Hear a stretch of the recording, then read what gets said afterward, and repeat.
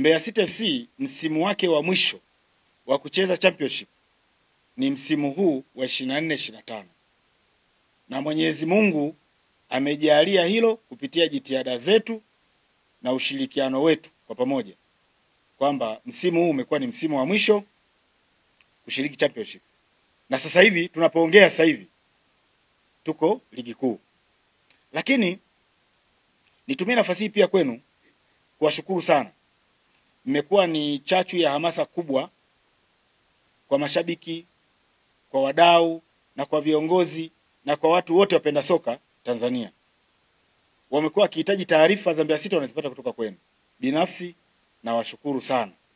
Nitakuwa mchoyo wa fadhila nisipotoa shukrani hizi leo kwenu.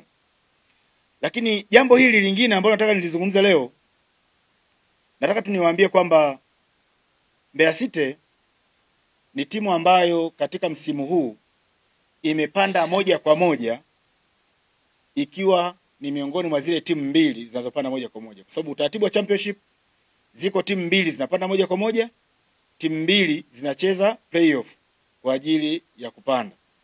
Kwa hiyo sisi Mbeya City na Mtibwa Sukari ndio timu ambazo zimepanda moja kwa moja. Mtibwa alikuwa na pointi 71 na sisi Mbeya City tumekuwa na pointi 68. Lakini sisi kama Mbeya City FC pamoja na kuwa na nafasi ya pili, tumekuwa na mafanikio makubwa sana kwenye msimu wa ligi. Mafanikio hayo ambayo yapo ni kwanza, imekuwa ni timu pekee katika ligi hiyo iliyopoteza michezo miwili peke yake. Imepoteza michezo miwili tu. Hakuna timu nyingine iliyopoteza michezo miwili. Lakini Mbeya City FC ndio timu iliyoshinda michezo mingi ya away. Tumeshinda michezo 8. Kucheza michezo ya away na kushinda michezo ya away mingi ni uwezo mkubwa wa timu ambao upo. Lakini vile vile ndio timu ambayo imekuwa na magoli mengi, magoli 68. Anayefuata na magoli 56. Kwa hiyo unaweza ukaona namna ambavyo timu hii imekuwa na jitihada kubwa sana na dhamira ya dhati ya kuhakikisha kwamba mwaka huu inapanda moja kwa moja. Na mmeshuhudia mechi za mwisho hapa, mtu amekula 5-5. Kila ukija 5. Na hii ndio slogan ambayo tunakuja nayo, kwamba uwanja wetu wa Sokoine lazima tujengee heshima, kwamba hakuna timu kuja kutufunga sisi Mbeya City hapa Sokoine. Na hilo linawezekana katika jitihada ambazo tunaendelea nazo za kuhakikisha kwamba tunakuwa na benchi nzuri la ufundi, timu nzuri, lakini pia jitihada kubwa za mashabiki ambao mpaka sasa tumekuwa pia kwa level ya championship ndio timu ya kwanza kuwa na mashabiki wengi uwanjani ambao wanaanikiza kushabikia timu yao. Hakuna timu nyingine. Na hata hizi timu zingine ukipamanisha zote, sijui tutaona baadaye, tutaweza kuangalia, maana tusizungumzie, tusiandikie mate, lakini mtaona namna ambavyo mashabiki wa Mbeya City wanaipenda timu yao, wanakwenda kila eneo, wanashangilia kila eneo, na kila eneo mashabiki hawa wapo. Sasa baada ya kutoa shukrani hizi na kuwaeleza haya, naomba niwaambie yako maswali mengi naulizwa juu ya mnaacha wote, mnasajili wote, mnaacha wale wale. Naomba nitoe ufafanuzi kwenye hili jambo. Timu yoyote ile, iwe dirisha kubwa au dirisha dogo la usajili, lazima ifanye usajili kama inaona kuna mapungufu katika timu hiyo au kulingana na mashindano ambayo timu hiyo inaenda kushiriki. Nasema haya kwa maana ya kwamba timu hii msimu uliopita tulikuwa championship, lakini tulisajili dirisha kubwa na dirisha dogo tulisajili. Msimu huu dirisha kubwa lake tulisajili, lakini dirisha dogo pia tulisajili. Na mnakumbuka tulizungumza na niliwaambia wachezaji ambao tuliwaacha, na niliozungumza pia wachezaji ambao tumewaleta kwenye kundi. Lakini tunapoenda ligi kuu pia wako ambao watabaki na wako ambao hatutaenda nao. Ni utaratibu wa kawaida kabisa kwenye timu za mpira. Kwa sababu lengo letu ni kuona ni timu gani tunaweza tukaenda nayo ya kuleta ushindani. ambacho kikubwa tunakizingatia, tutamsajili mchezaji kutokana na uwezo wake na falsafa ya Mbeya City. Hilo ndio muhimu. Na kwa kila mchezaji ambaye anakuja Mbeya City ajue Mbeya City tuna utaratibu wetu, tuna falsafa zetu na tuna malengo yetu. Na sasa hivi baada ya kurudi ligi kuu, lengo kuu la kwanza ni kuhakikisha kwamba timu hii haisogei kwenye hatari za kushuka. Sio haishuki tu, haisogei kwenye hatari za kushuka.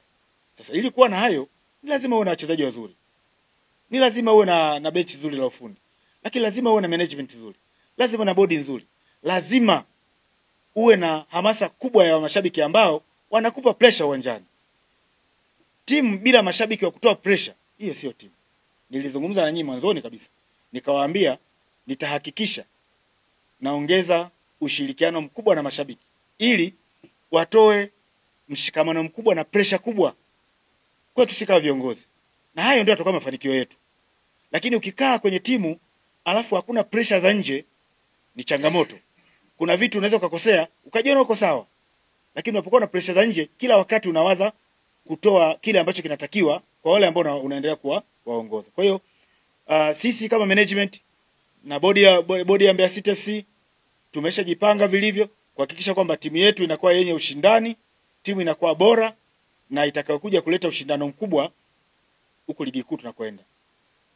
Sasa jambo lingine ambalo watu wengi wameuliza kwamba bana tumemaliza ligi. Sasa vipi jambo la sherehe hili? Tunafanyaje? Tunajipongeza vipi? Jambo hili liko katika picha za aina mbili. Jambo la kwanza, wako wadau ambao wameamua kupongeza timu ya Mbeya City kwa kupanda ligi kuu. Na wadau hao wanaongozwa na City Pub. Na kwa hali hiyo, siku ya tarehe 31 ya mwezi huu wa 5 tutakuwa na tukio kubwa pale City Pub la kuipongeza Mbeya City FC. Kutakuwa na wasanii pale City Pub ambao wanakuja kutumbuiza kuhakikisha kwamba sherehe ile inakuwa nzuri. Lakini pia tutaangalia pia na mechi ya finali ya UEFA pale. Lakini wakati huo kuna mashindano ya vyuo yatafanyika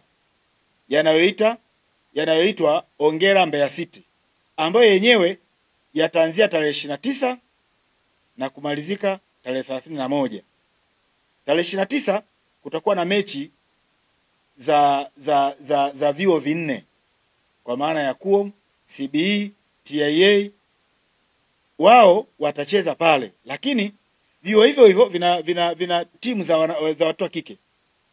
Mechi zao zitachezwa tarehe 30. Ili tarehe 31 zitakuwa ni finali kati ya wale ambao wataingia finali kwenye hizo timu.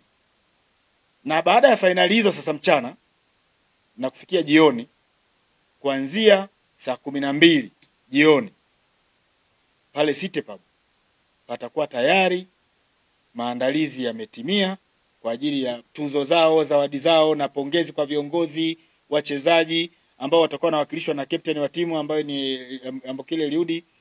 Kwa hiyo wote hawa watakuwa pale, lakini pia wako wadau mbalimbali waliofikisha mafanikio haya watapewa pongezi na zawadi zao pale.